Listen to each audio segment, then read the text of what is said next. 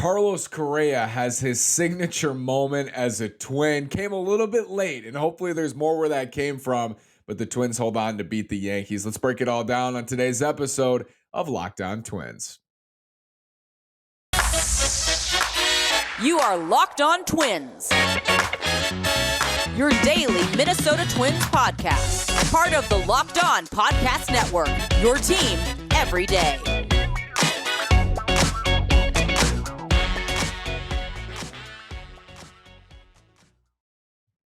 And welcome to the Locked On Minnesota Twins podcast. Today is Thursday, September 8th, and I'm your gracious host, Nash Walker. Thanks for making Locked On Twins your first listen every day on the Locked On Podcast Network, where it's your team every day. Today's episode is brought to you by Vroom. With Vroom, you can buy a car entirely online and have it delivered straight to you, so you never have to go to a dealership again. So next time you need to buy a car, just grab your phone, go to vroom.com, and check out thousands of great cars. Again, this is Nash Walker, Season 3, hosting a daily podcast on the Minnesota Twins. Season 4, writing about the Twins at twinsdaily.com. Twins beat the Yankees at Yankee Stadium. Can you believe it? The Twins beat the Yankees at Yankee Stadium. It's worth repeating. It wasn't easy. It never is for this team, but they found a way to win. They won 4-3. Carlos Correa had his signature moment, the significance of that, and it came right after I had tweeted this morning that this is a great opportunity to lock up a star-level player for the Twins. So we'll discuss that today. First, let's look at the schedule, because this is big. After this Yankees series, the schedule really lightens up. So when you heard about the scheduling, and Cleveland's not light. I mean, there's not anyone on the schedule remaining that you go, ooh, that's super scary. I'm very scared of the Yankees, obviously, in the Bronx. I'm very scared of the Astros. I'm very scared of the Dodgers. There's nobody left like that, which is good news for the Twins. They do have Cleveland. Cleveland's a solid team. You know, White Sox are a solid team. Everybody else, not really. And if you're watching on YouTube, you can see it. They got 3 at home against Cleveland, 3 at home against the Royals. So a 6-game homestand, and then they're at Cleveland for 5. So 8 of the next 11 games for the Twins are against the team they're trying to chase in the American League Central, and they are a game and a half back with 8 of their next 11 against Cleveland, and in between the Royals at home. Then they will go to Kansas City for 3. So they have 6 left against Kansas City. Then they'll play the Angels at home for 3, the White Sox at home for 3, and then a 6-game road trip to finish off at Detroit and at Chicago to play the White Sox again. What this means is the schedule is it's there. It's there for them. And I've said it so many times this year. We've said it so many times. They've had these easy stretches. They had that 10-game stretch against the Rangers, Royals, and I can't remember the 13. The Angels, the Royals, and the Rangers, with 7 of those games at home. They went 5-5. So I've said it many times this year that the schedule is in their favor, but it's true now. You got out of Yankee Stadium. They won 1 of 4. You would have loved to split. If they win game 1 of the doubleheader, they split, but they didn't. They won 1 of 4. It's better than a sweep. They're a game and a half back of Cleveland going into this weekend. The pitching matchups are not really in their favor. I think what benefits the Twins is that it's not just this 3-game series. It's not just these 3. They have 8. They have 5 more in Cleveland next week against these same Guardians. It's going to be wild, and it's going to be tight, and it's going to be stressful.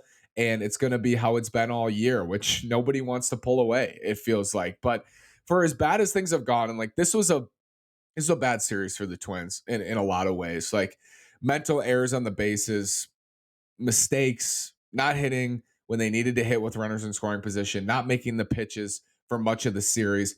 It wasn't a good series, and it usually isn't at Yankee Stadium.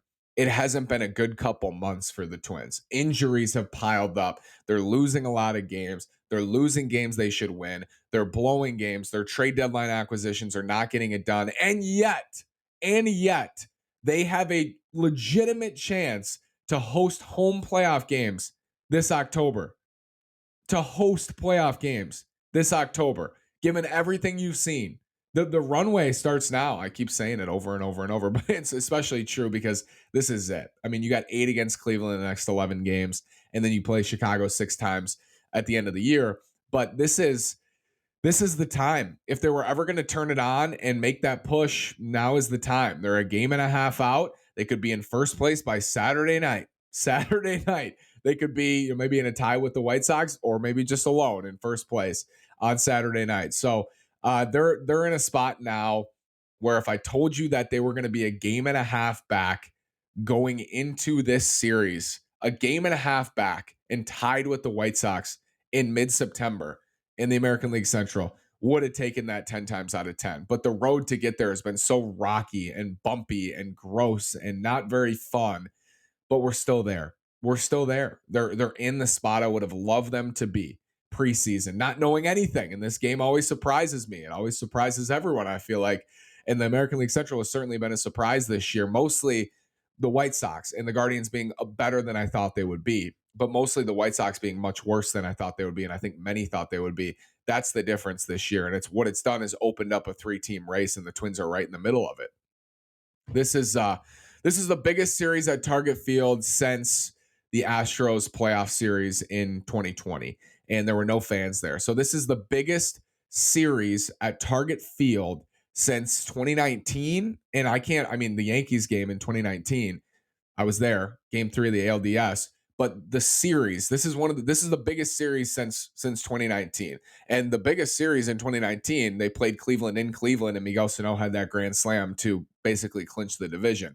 But this is a massive series, and I hope Target Field is rocking for this series, because again, if the Twins find a way to win 2 games at home on Friday and Saturday, they can go into Sunday in first place in the Central, and with a chance to put Cleveland another game back. It's crazy we're here, but we are. Carlos Correa has a signature moment. I can't wait to tell you why the Twins should lock up Carlos Correa long-term after this word from Blue Chew.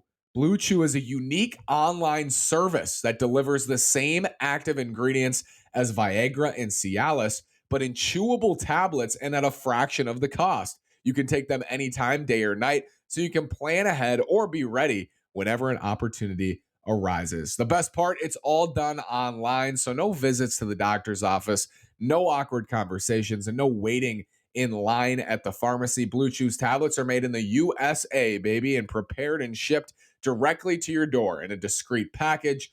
So, if you could benefit from extra confidence when it's time to perform, chew it and do it. And we've got a special deal for our listeners. Try Blue Chew free when you use our promo code Locked On at checkout. Just pay $5 in shipping. That's bluechew.com. Promo code Locked On to receive your first month free.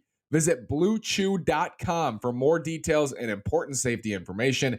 And we thank Blue Chew for sponsoring the podcast. I tweeted this morning, this is a unique opportunity for the Twins to break a custom that they've had as a franchise for a long time, which is they don't hand out the biggest of contracts in baseball. And I said in the Byron Buxton negotiations, this is a unique opportunity to sign a potential elite player at a below market rate. I still believe that for Byron Buxton. I still believe that for him.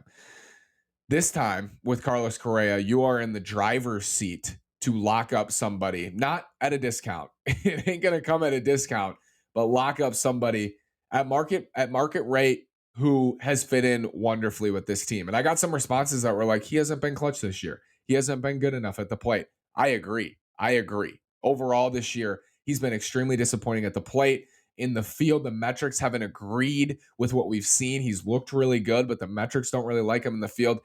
I believe more in Carlos Correa's career before 2022 than I do in a small sample in 2022. And what that means is Carlos Correa in his career is an outstanding hitter with runners in scoring position. He's as good as he is without runners in scoring position. This year, he's been good without runners in scoring position or runners on base, and not good in those spots. I'm willing to believe, and everything we know about that stat, about that number, is that it usually evens out. You're usually at the end of your career about the same with runners in scoring position as you are just regularly. And I'm not going to jump to a conclusion with Carlos Correa and say that he's just worse. He's gotten worse with runners in scoring position. Do I think he's pressed? Absolutely. Do I think this year has been markedly worse in those spots? No question about it. But I'm willing to believe, and I think I'm confident in saying, that's not going to continue into the future. He's going to get back. And it's just unfortunate that his 1 year with the Twins, likely his 1 year with the Twins, came at his lowest point with the runners in scoring position. It's unfortunate. But again, even with him, it's the same with him as it is for the team. It starts now. Everything that's happened, it matters. It matters. But if you win the division, it doesn't really. It doesn't really matter. If you have a great final stretch here and they win the Central, who's going to remember that Carlos Correa didn't come through with a clutch hit in April or May or June or a bunch of times he didn't come through?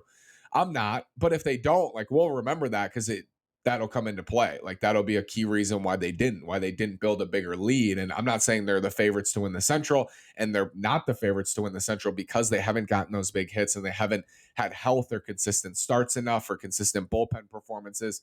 But Carlos Correa is going to be just fine with runners in scoring position. He's going to be just fine defensively. He's 27 years old. He's in his prime. If he's not in his prime, it's probably next year or the year after. And I think this is a great chance for the Twins to break a long-standing tradition, which is we don't hand out $250 million contracts. And I get that. I understand. But you look at even like the Milwaukee Brewers handing out a huge contract for Christian Yelich. And I think Correa is going to demand 250 to 280 to $300 million. And it's likely going to price out of the Twins range. I believe wholeheartedly that he fits in wonderfully with this team. I think he does. They need a shortstop. I know Royce Lewis is hopefully the shortstop of the future, but you worry about that later. If you sign Carlos Correa, you can move Royce all over the field. He's super valuable, hopefully, as someone who can play third, someone who can play second, somebody who can play second or short, can play in the outfield maybe a little bit, not get hurt, but play in the outfield a little bit. Makes him all the more valuable. You can never have enough good players. I always think that's funny. Oh, we have Royce Lewis. He's supposed to be our shortstop. You can never have enough good players in baseball. You can never have enough good pitchers. You can never have enough good position players. Look at the Dodgers. They never have enough good players. And guys get hurt. Guys fill in. It helps your depth too. It's a lot more complicated than that, but I think he does fit in really well with this team. I believe him when he says he loves it here, and I believe him when he says he loves playing for the Twins. So I think this is an opportunity for them. I don't expect it to happen by any means. They've never done it. They've never shown us that they're going to do it. So I'm not naive in thinking that they're going to step up with a 250, 270, $300 million contract for him. But it would be really cool if they did. And I think if they did, there's a good chance he would take it. He's going to take the most money at the end of the day. Like Garrett Cole picking between the Angels and the Yankees going into 2020, he's going to pick the most money. He's going to take the biggest contract, and he did. I think, though, when you've played for a team for a year, and I believe that he loves it here, and he loved it in Houston too. Don't get me wrong, and he rejected $160 million from Houston.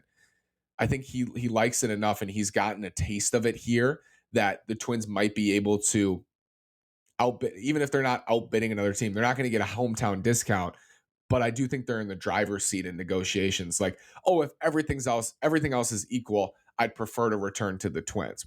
I think that's true. I don't know for certain. We will never probably know that for certain, but I think that's true. It's a little bit like Nelson Cruz after 2020. If everything else is equal, his preference was to return to the Twins. Everything else ended up being equal. He returned to the Twins, and you believed him, and that's what he did. He came back because he loved it, and I think Carlos does too. So I'm hopeful about that if they stepped up with an offer, he would sign the paper. And it's going to take, people ask me, what's it going to take? What's it going to take? Just think of the biggest contracts, like 8 to 10 years, $250 million, in that range. He's a $300 million player. I know people and Twins fans haven't seen that this year out of him, but I had an episode right after the Twins signed Carlos Correa talking about how good he is. He's a historically good shortstop for his age. And as a postseason performer, pretty soon he's going to be a top 3 postseason performer in terms of runs driven in. He's already one of the best run producers in playoff history at 27 years old. It's incredible what he's been able to do. I had the list up for postseason RBIs, and Carlos Correa is in unbelievable company. Unbelievable company. Postseason RBI leaders. Bernie Williams has 80. Manny Ramirez has 78. David Justice, 63. Derek Jeter has 61. David Ortiz is tied with him at 61. And right below those two is Carlos Correa at 59. How soon will he be number one? That's 21 ribbies away from Bernie Williams, and he's 27 years old. How soon will he be number one? I think pretty soon. Like a good long playoff run, couple long playoff runs, he'll be He'll be number one, which is crazy to think about. And I think, the extra playoff rounds and all that certainly helps the numbers, no question. But he's a playoff performer, man. He has the reputation and he has the numbers to back it up. And I'm willing to believe, and I'm still believing that if you got him into October, he would be a weapon in October for you because that's all he's been in his career. But the reality is he doesn't become a better player when he gets into October. That's not what it is. He's a great player and he's a great player in October. He stays the same. He is who he is in October. You see some guys in smaller samples aren't the same. When you get him there, he's the same guy. And I believe that he would be that guy in October this year if the Twins were to get there. And I'm fully on board with the Twins extending him for a massive amount of money, fully understanding that the back half of that contract is not going to look very good. I understand that. I think in this era for the Twins, with the position players they have coming, with Royce Lewis, with Alex Kirilloff, with Jose Miranda, and that relationship with Correa, the group they have, and Buxton and Correa's relationship, Bucks under contract for 6 more seasons, that entire dynamic is that's a big reason why I'm in favor of it. A, he's a great player. You want great players on your team. He's a great player. B, he fits in great position wise. They need a shortstop. They're going to have a huge hole if he opts out and leaves. They're going to have a huge hole. And C, he fits in great with this team. He fits in wonderfully with this team. And I think he makes a ton of sense on this roster. I didn't know what to expect when they signed him, but I think he's fit seamlessly. I wouldn't say that about Donaldson. I mean, I would definitely say that about Cruz for sure. You could tell it's not the same as it was with Nelly because I do think there's a natural instinct to say he's performing on the field and we see he's loved in the clubhouse. There's an elevation to that, right? Like even if Correa was what Nelly represented, he still is not what Nelly was on the field for the Twins. So it's different. We don't perceive it the same way. But I think they're in a similar vein for impact. I think Nelly off the field, Nelly in the clubhouse was such a leader for them and was such a galvanizing figure and made it fun and fit in wonderfully with everybody there, fit in well with Baldelli, fit in well with the front office. Everybody loved him. And I think that's true for Correa. Like I think he fits in with the team. I think he fits in with the front office and what they're going for. And I think his mentality, the championship mentality, is something they could use. And I'm not pretending this year didn't happen. This has not been a very good year for him offensively in big spots, but he came through tonight, and that's what he's capable of doing. That's what he's capable of doing. And in a normal Carlos Correa season, you're going to see that more than just a couple times. And that's why I'm fully on board with it. I mean, that's why you see Astros fans still salty that he's gone, still salty because he was so good for them. He was, and he came through in huge spots. They loved him. He loved the Astros, and he could be a twin. Like he could be a twin for life. That would be really special. I don't expect it to happen, but I'm just saying I'm fully on board with that because why wouldn't you be? Like I understand I understand some of the arguments, like take that money. They need an ace starting pitcher. I agree with that, but they've built a lot of payroll flexibility as much as they possibly can to be able to do multiple things. And 2023 was always supposed to be the year after they traded Jose Barrios and after they traded Nelly at the deadline. Their whole talking point was 2023. We feel like we'll get back into the swing in 2023. We still got 2022. The Twins still have a decent chance to win the division, and they start a big series this weekend. Cal Quantrill, Dylan Bundy Friday night, Chris Archer, Tristan McKenzie Saturday, and Shane Bieber, Aaron Sanchez lined up for Sunday. Not the best pitching matchups, but I will say they have 8 games in the next 11. The Twins win this series. That would be huge. You're at home. Take advantage. This is the last home series against Cleveland all year. It's going to be a ton of fun. And like I said, this is one of the biggest home series of the last handful of years. It's huge. Twins could be in first place by Sunday and in the driver's seat because look at the schedule again on YouTube. Royals and then Guardians again. You could be in a spot where you're burying the Guardians if things go really well. Royals, Angels, White Sox, Tigers, White Sox. They control their destiny here. They do. I know that's wild to say, but they do. And we'll see if they take advantage of it this weekend and moving forward. Thanks so much for making Locked On Twins your first listen every day on the Locked On Podcast Network, where it's your team every day. Now, for your second listen, go check out the Ultimate Pro Football Preview 2022, an 8-episode extravaganza to get you ready for the NFL season. The local team experts of the Locked On Podcast Network, plus a betting angle from Lee Sterling of Locked On Bets, all combining into one ultimate NFL preview. Search for Ultimate Pro Football Preview 2022 on your Odyssey app, YouTube, or wherever you get your podcasts. Thanks so much for listening. We'll be back with a postgame, of course, Friday night. Join me then. Have a great day. Go Twins. Follow Locked On Sports Minnesota for postcasts as well. Brandon Warren and I, after every Twins game, or most Twins games, are talking Twins. Thanks so much. Have a great day. Go Twins.